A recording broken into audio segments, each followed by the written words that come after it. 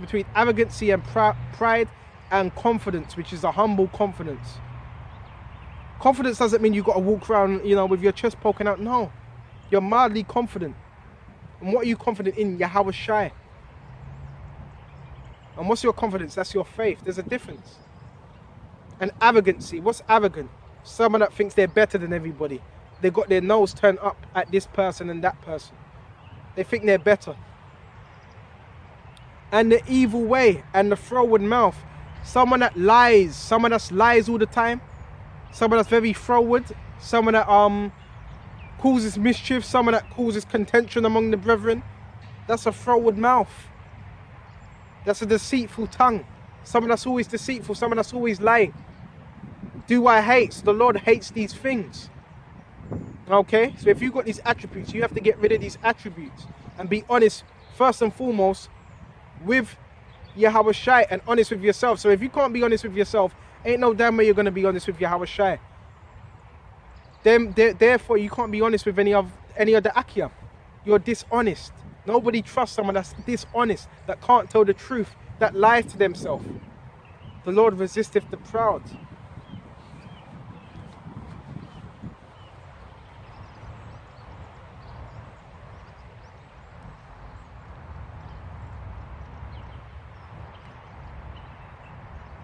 A lot of men can't even get over your age and the truth. It doesn't matter your age and the truth. Oh, you know, I'm 50, I'm 70 years old. I can't be taught. That's the mentality of someone that's not going to grow. I like how he says it, but I don't like how he says it.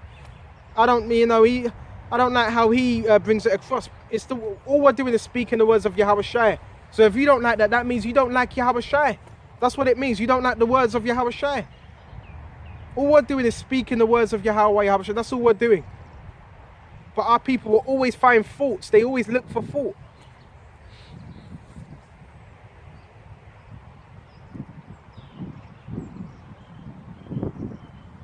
Here we go. Hey, here we go. I wasn't even looking for this. The scriptures tell you how to be.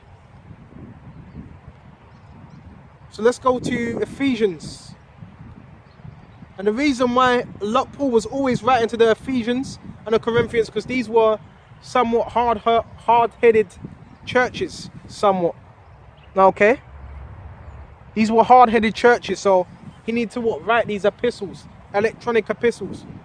Children, this is Ephesians 6, children, obey your parents in the Lord. And who are our parents in the Lord? The elder apostles of Great Millstone. So if they're teaching you a doctrine, you stick to that doctrine. You don't make up your own. You don't make up your own doctrine. That's one of the worst things you can do. And if they tell you to do something, do it, because it's for what? It's for your good. And this goes for what? Particular elders that may be over you, that are in good standing. Okay? Obey your parents in the Lord, for this is right. Honor thy father and mother, which is the first commandment with thy promise. A lot of men can't even do that. You honor your father and you honor your mother. And the scriptures tell you that you do that, it shall bring you long life. It shall bring you a long life. Okay? That it may be well with thee. Because the Lord's going to bless you for that. Help out your father, help out your mother. Okay? They might not believe the truth, but still help them out. See, this ain't about just talking the talk. It's not just about walking the walk and talking the talk. You actually got to put this into action. A lot of men just talk. I've got all this wisdom, but are you actually practicing it in your daily life? That it may be well with thee and thou mayest live long on the earth. Okay? Which we ain't got too long anyway. Well, we're hoping to get out here, but what? It restores life. You have what? Longer life.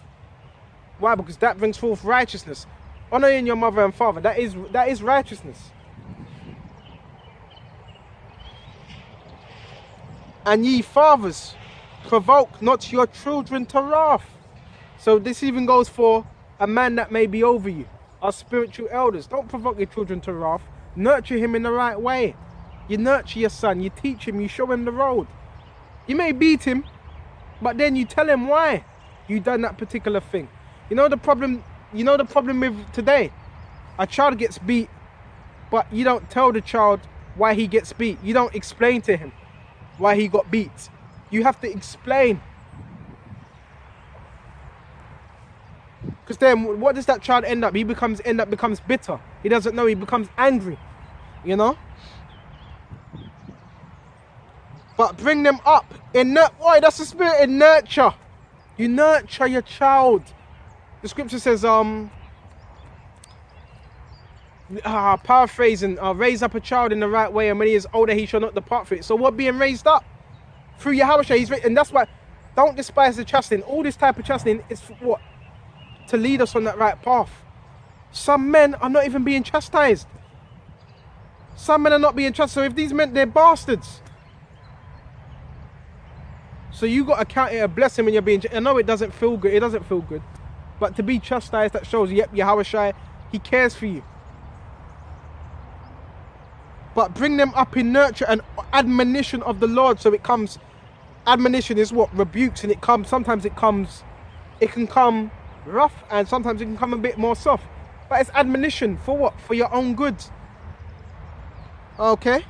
Servants, be obedient to them that are your masters, your elders, those that are over you, according to the flesh, with fear and trembling, not with phoniness, not with pretense, and singleness of your heart, focus of mind, and as unto Mashiyach, because Mashiyach has set men over you to look after your souls. Not with eye service. This is one thing you notice in the truth. Men get all straight. As soon as they see a particular man, backs all straight, you know. The Lord ain't dealing with that. That's called being phony. That calls being phony. A certain man comes around and, you know, your shoulders go up. No. The Lord ain't looking for that. Not with eye service. You're only doing it because a man's watching you. As men pleasers, don't be a man. You know what man pleaser means? This man comes around.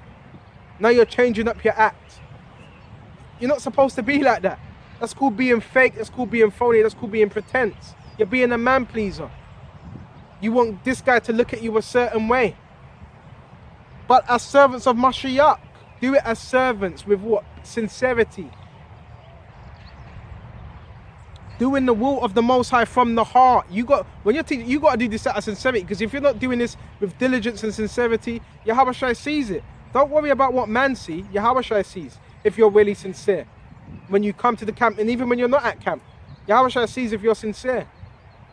Don't just be you're one way when you're among brothers, but when you're behind the camera, you're just being wicked. And it can even show on your video as well.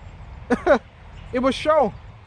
You got to be the same way when you're among brothers, and even when you're not among the brothers. You got to be that same way. With goodwill, doing service. Servants being a servant. As to the Lord, Yahweh. Because when you do something to a brother in the truth, you're doing it unto the Lord. Because if you believe a man's a man of the Lord, you're going to take heed to what he's saying. You're going to see this man, you see Yahweh in him. Okay?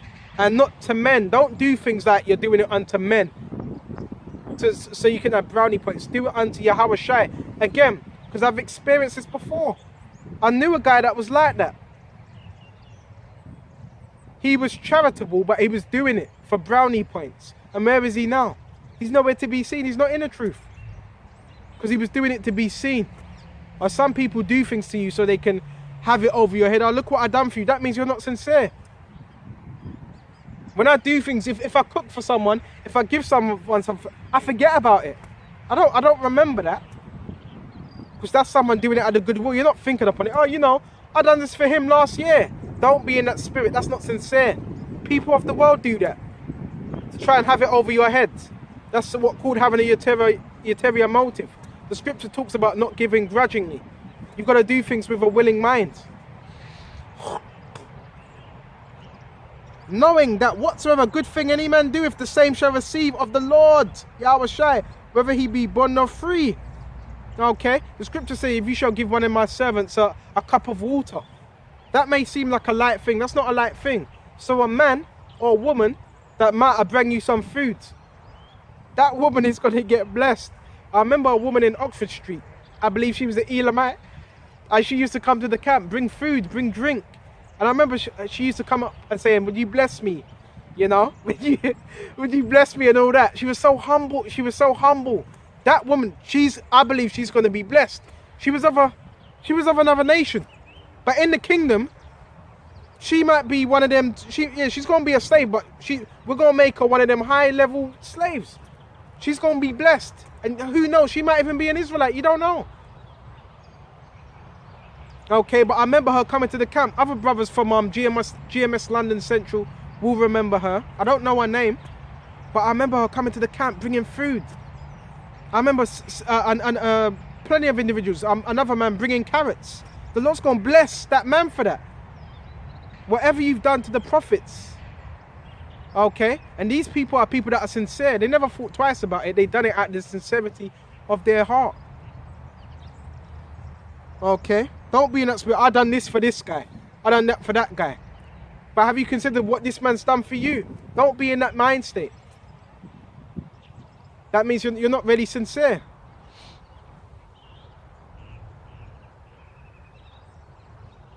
And ye masters, do the same things unto them. Even your masters, even the men that are over you, they serve us as well. You got elders that have done particular things for me. Help me out. Do the same things unto them, forbearing, threatening, knowing that your master is also in heaven. Who's our master? Yahushua. Okay? Neither is there respect of persons. There ain't no respect of persons in this truth. And that's one thing you do see from time to time. A respect of persons. Okay? You ain't supposed to be like that in this truth. Oh, I don't like the way he speaks or the way he brings it out. But I like the way there's no respect of persons. Are you going to get along with other brothers more? Yeah, nothing's wrong with that. But there ain't supposed to be a respecter of persons. Okay? With him. So there's no respect of persons with Yahweh Yahushua. Okay? So this lesson is gone on for a little while. I hope this is edifying. And until the next time, shalom to the hopeful elect. Shalom.